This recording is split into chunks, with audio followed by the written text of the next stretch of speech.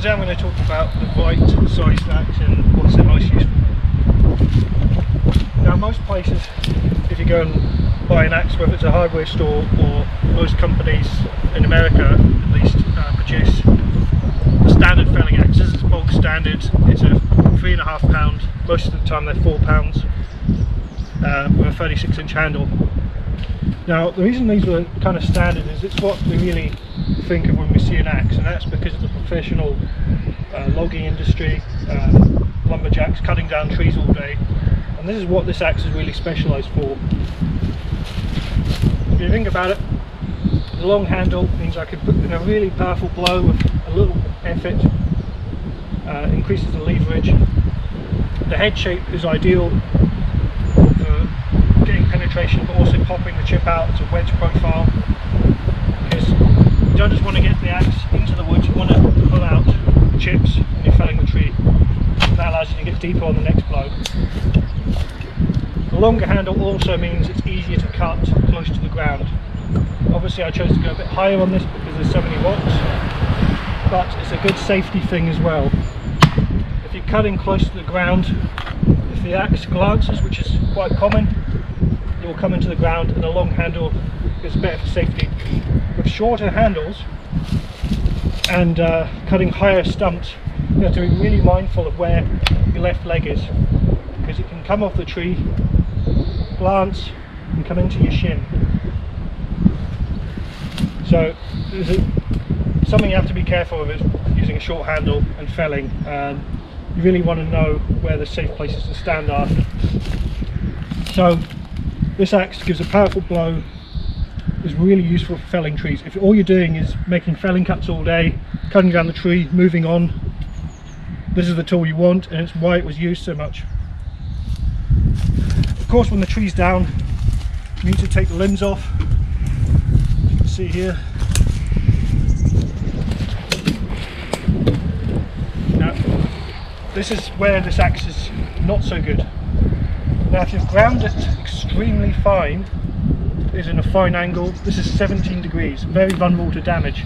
When you start limbing with it and smacking it into knots, it's very easy to damage.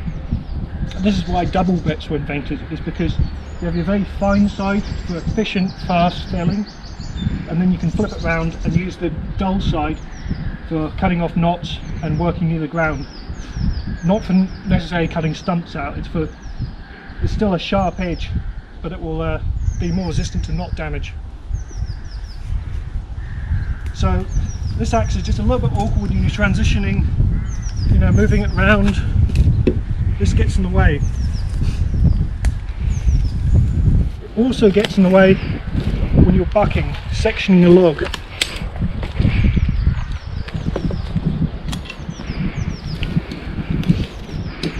You can see this area, this part of the log's too small to stand on, so I'm going to stand behind it. I'll put some blows in.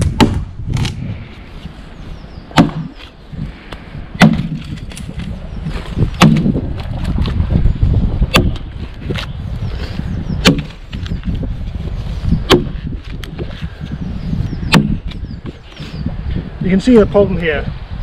This handle is too long. I really want to be standing further back, but that makes accuracy more difficult. If I get closer to the log where I can cut more efficiently, this extra long handle is going to hit me in the nuts or in the stomach. Now, standing further back from the log presents a problem where you can see, as I've opened this log up, the cut is very angled back, so I'm halfway through at the top, but I'm nowhere near halfway through at the bottom.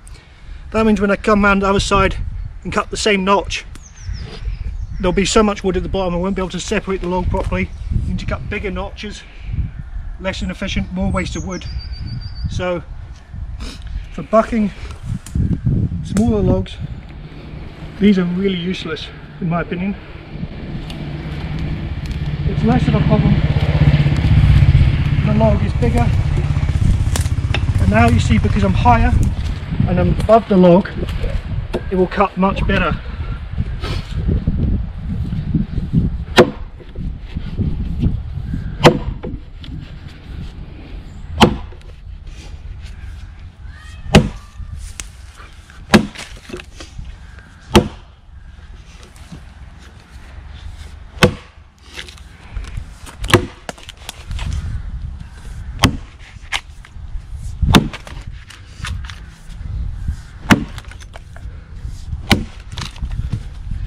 you can see quite clearly now how much more vertical that notch is. If I keep going and get to halfway, it'll be done at the top, it'll be done at the bottom. I can turn around, cut the same notch and drive it off really easily. So this 36-inch handle, much better for working on felling trees, particularly larger trees, and bucking larger trees. At least you need to be able to stand on it to make it efficient and work properly. If you can't stand on it, it's very inefficient, and if you're cutting small limbs, it's just too long and too much in the way.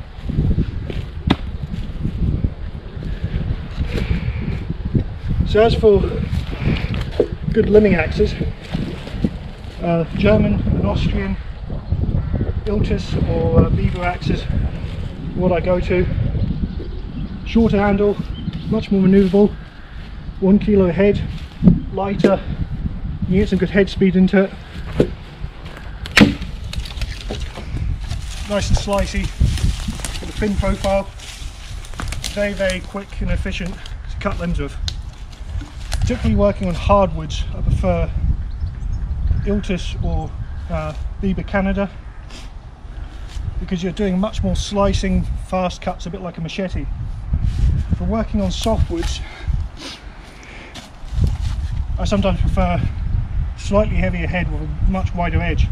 That means that when I put a blow in, I can cut multiple limbs in one go, but also some of these larger limbs at the top of the tree can be quite stubborn and hard, and that's where the extra weight comes in nice.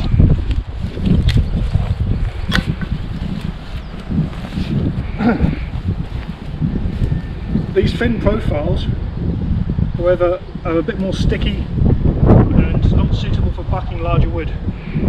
For bucking small wood, it's fine for a thin profile, but in particular this flared up nose on the axe, when you're bucking with it,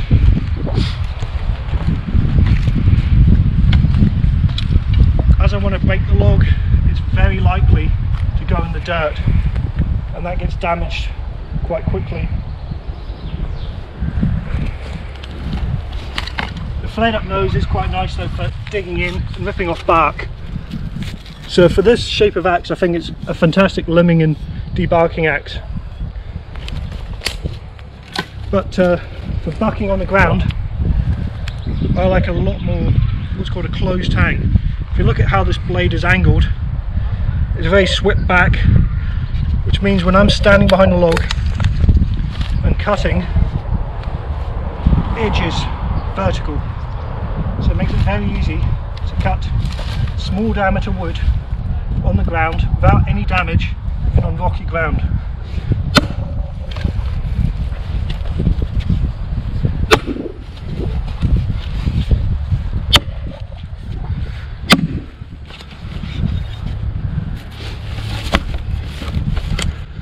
And the thin profiles are nice because you can see the sticking is not a problem on small diameter wood, but it does go deeper.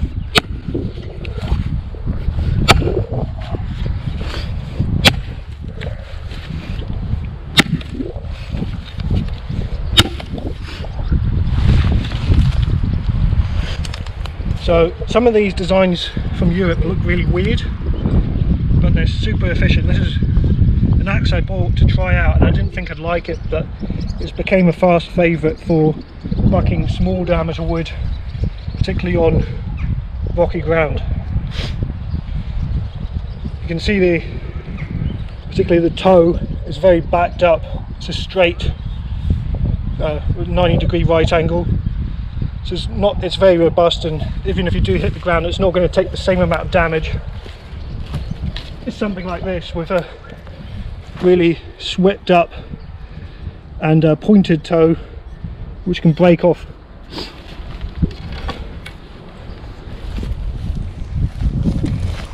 So if you would have a separate axe for doing every single job, you're going to come into the woods with far too many axes.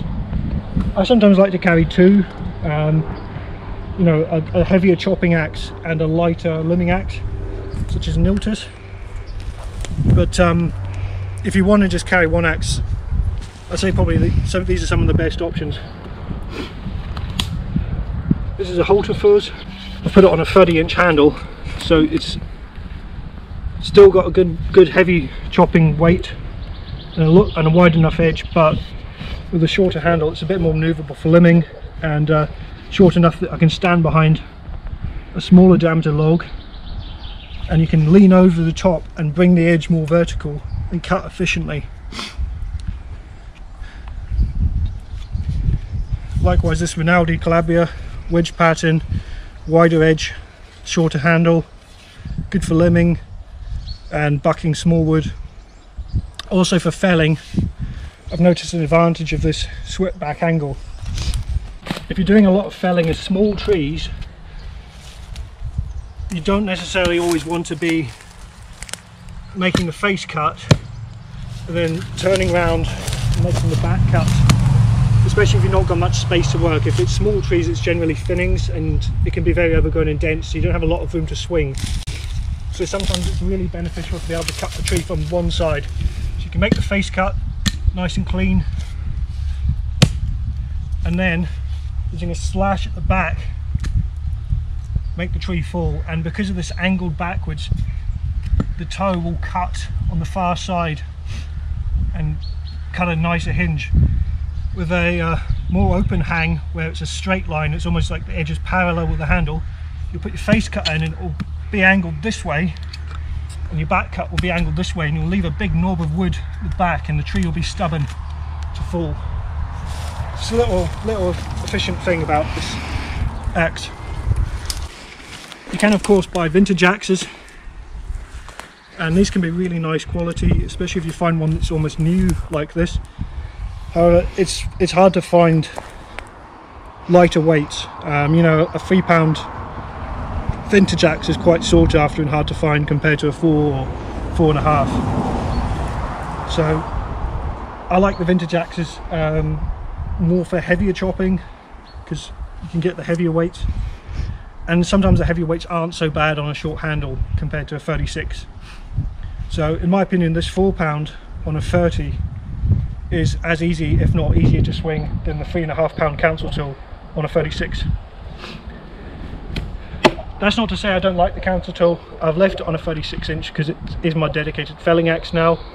I used to have a double bit, but I decided I like carrying two axes with different length handles compared to carrying a double bit, and the double bit is also a lot more hazardous, particularly when you're working, you know, and you might trip over a piece of brash and fall on the axe. It's quite dangerous.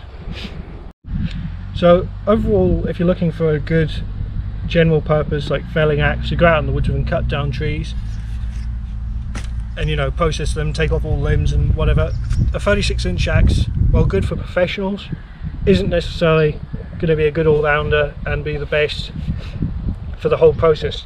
The felling of the tree itself is the fastest and most efficient and safest. However, felling the tree is only one part of the job. For limbing and felling small trees, the Iltis Canada or Muller Canada is a great axe. Also not a bad boy's axe for taking camping and felling small trees. It's a kilo head, so it's nice to use for a long time. For a bit heavier chopping though, it's too sticky and doesn't burst out the chips. For general purpose heavier chopping, like this sort of log in front of me, £3.5, £3 really minimum is a good weight, and the hultafors 1.5 kilo is a good option. It comes with a 32-inch, which is perfectly serviceable, but I've put mine on a 30 just for that little bit shorter, makes it a bit better all-rounder. Of course, the Rinaldi make a great axe called the Calabria, great general purpose, wider than a typical American pattern, so advantage in limbing, but without a pole. I don't think it makes a difference at all. I think that's a bit of a myth. You can chop perfectly fine with this axe, or any axe without a pole. You can also of course restore a vintage head, although it is kind of hard to find some lighter, nicer weights to swing in most places. I can swing a £4 axe fine for a long time, but for many people, if you're not regularly chopping or doing manual labour, you'll find it difficult. The council tool, councils will also make a jersey pattern with a 32-inch axe, which is a great option. I wish they put this dayton on a 32 as well, because I think I prefer this head a lot more to a jersey. It's just got a better wedge profile for busting chips. But if you bought this axe, these are quite inexpensive, and you could quite happily cut the handle off and put a shorter handle on it. Like a 30 inch would be great. So overall, you got to figure out the big picture, and you know, a 36-inch axe, well, used by professionals for logging historically, I don't think it has much use in modern day axe use. If you're felling big trees all day using chainsaws, and you know, the 36-inch has kind of had its day in my opinion.